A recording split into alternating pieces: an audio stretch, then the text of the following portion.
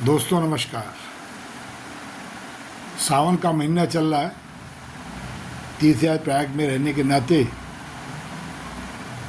माँ गंगा का स्नान किया। भूत भवन भोलेनाथ आप सबका कल्याण करें। आज जो विषय मैं ले रहा हूँ वो काफ़ी वायरल है, अल्टरनेट मीडिया पर चल रहा है। जगदीश धनखड़ वाला मामला है। जगदीश धनखड़ ने अचानक इस्तीफा दिया, स्वास्थ्य का बहाना बनाया। कुछ तो स्वास्थ्य खराब रहा होगा पर बहाना ज़्यादा लगता है। और जगदीश धनखड़ किस तरीके से अपनी भूमिका खेल रहे थे, निभा नहीं रहे थे, खेल रहे थे। अब कल जब प्रधानमंत्री ने पार्लियामेंट में बात कहा कि हमको भारत के या विश्व के किसी भी नेता ने युद्ध रोकने के लिए नहीं कहा, इसमें डोनाल्ड ट्रंप भी आ गए।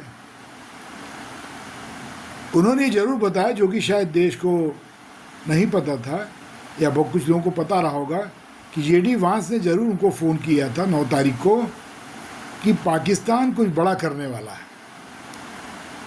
तो मोदी जी ने ये जवाब दिया कि अगर वो कुछ बड़ा करते हैं, हमला करते, तो उनको मुंहतोड़ उत्तर दिया जाएगा। और वो हुआ भी। अब यहाँ पर तो इंडिक गठबंधन और राहुल गांधी ये सब हल्ला मचा रहे थे डोनाल्ड ट्रंप के नाम पर कि उनके दबाव में सीज फायर हो गया, मोदी जी सरेंडर हैं, मोदी जी ये हैं वो हैं। तो आप जरा गौर करिए कि जेडी वांस जब भारत में भी आए थे तो जगदीश धनखड़ उनसे मिलना चाहते थे, जबकि जगदीश धनखड़ जी की ये भूमिका है ही नहीं। उनका मुख्य काम है राज्यसभा का संचालन और मंत्रियों के द्वारा दिए गए जवाब और अपोजिशन के सवाल उनको कोऑर्डिनेट करना, और ज़रूरी बातों को भारत सरकार के संज्ञान में आए। और जो कि भारतीय जनता पार्टी की बैकिंग से ही बने हैं, तो कोई कॉन्स्टिट्यूशनल क्राइसिस न हो, ये उनको ध्यान रखना चाहिए था। पर वो इस काम में बुरी तरह फेल थे। और मेरा मानना है कि जेडी वांस से जब वो मिलना चाह रहे थे तो शायद वो कुछ उनसे बात करते, और जेडी वांस उनको क्या बताते, ये उनसे क्या पूछते, ये लोग न जान पाते। तो जगदीश धनखड़ भविष्य में एक नरेशन में बोलते कि वांस ने ये कहा, वांस ने वो कहा, क्योंकि मुझे विश्वास हो गया है कि जगदीश धनखड़ धीरे धीरे इंडिक गठबंधन के पाले में जा रहे थे।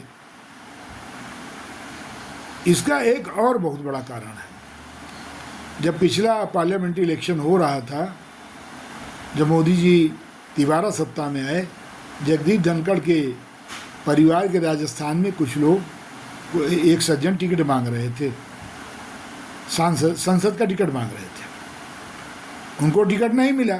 धनखड़ जी लगातार प्रयास करते रहे। इसके साथ ही साथ इनके भाई का एक दामाद है जो रॉबर्ट वाड्रा के साथ मिलकर व्यापार कर रहे हैं। अब आप समझिए कि धनखड़ जी से राजस्थान की इकाई ने भी पूछा और केंद्र में कुछ लोगों ने भी उनसे पूछा कि ये क्या मामला है। तो इन्होंने कंधा उठा के कहा कि हमारे भाई का दामाद है, हमको बहुत मालूम नहीं क्या कर रहा है। आप वाइस प्रेसिडेंट ऑफ इंडिया हैं, राज्यसभा का संचालन कर रहे हैं, और आपकी जो बैकग्राउंड है, आप लोक दल से कांग्रेस में आए, चंद्रशेखर की कैबिनेट में भी आप मिनिस्टर थे। भारतीय जनता पार्टी ने बहुत बड़ा विश्वास करके आपको बंगाल का गवर्नर और वाइस प्रेसिडेंट बनाया। तो आप ये टका से जवाब कैसे दे सकते हैं कि रॉबर्ट वाड्रा से उनके क्या संबंध है, हमको नहीं मालूम है। तो ये एक संदेह तो उत्पन्न कर ही रहा था। फिर जिस प्रकार से इन्होंने शिवराज सिंह चौहान को जलील किया राज्यसभा में, उन्होंने शिवराज सिंह चौहान जब आए कुछ प्रश्नों का उत्तर देने के लिए, तो इन्होंने जिस तरीके से कहा किसानों का की मांग आपने पूरी की क्या, कि आज तक जो वादे हुए थे पूरे हुए क्या, ये मतलब ये राकेश टिकैत जैसी भाषा का बात कर रहे थे।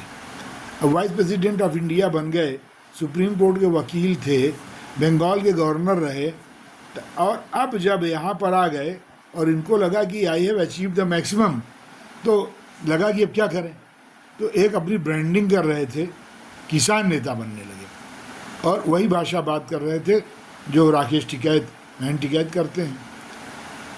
भारतवर्ष के अंदर एक बड़ी अजब सी बीमारी है। लालू यादव इतना चारा घोटाला किए, ज़मीन के बदले नौकरी दिए हैं, गरीब लोगों से ज़मीन लिखा लिए, लेकिन हर जुमला में मैं पिछड़ा हूँ, मैं धरती पुत्र हूँ। एक धरती पुत्र उत्तर प्रदेश में है, मुलायम सिंह यादव।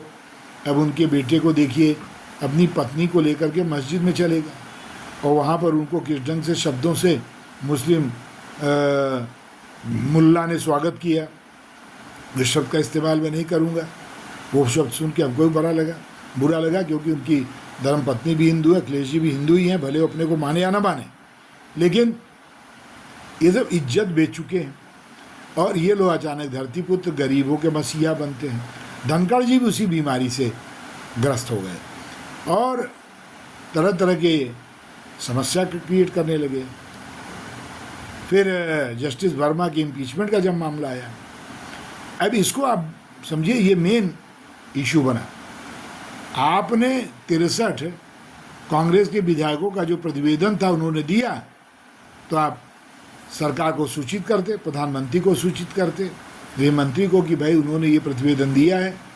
और पार्लियामेंट में क्या हाल है, 163 लोगों ने साइन कर रखा था और पार्लियामेंट में टेबल करते, उसके पहले ही 63 लोगों का प्रतिवेदन स्वीकार करके आपने एनडीए सरकार को, प्रधानमंत्री को, गृह मंत्री को और ख़ास करके लॉ मिनिस्टर को आपने असहज कर दिया। और आपने नड्डा जी को भी असहज किया। जब नड्डा जी जवाब दे रहे थे तो उन्होंने कांग्रेस के शोर शराबे पे, आपत्तिजनक बातों, उन्होंने कहा कि ये आपकी बातें रिकॉर्ड में नहीं जाएगी, रिकॉर्ड में तो वही जाएगी जो मैं एज मंत्री कह रहा हूँ।